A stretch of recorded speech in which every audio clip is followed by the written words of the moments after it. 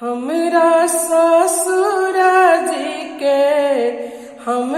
ससुरा जी के बड़का मकान होया गनवा बीच जाम गईले। तुलसी के गाछ होया गनवा बीच जाम गईले।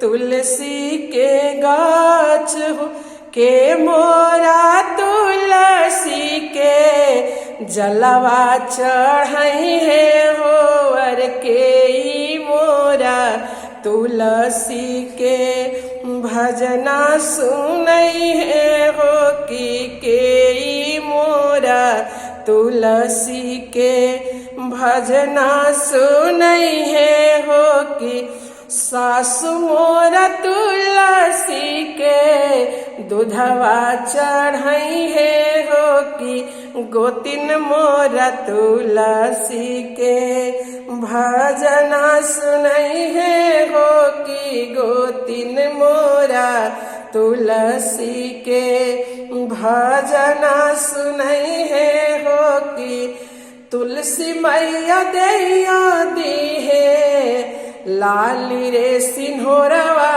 हो कि तुलसी मैया दैयो दी है जोड़े रे ललनवा हो कि तुलसी मैया दैयो दी है।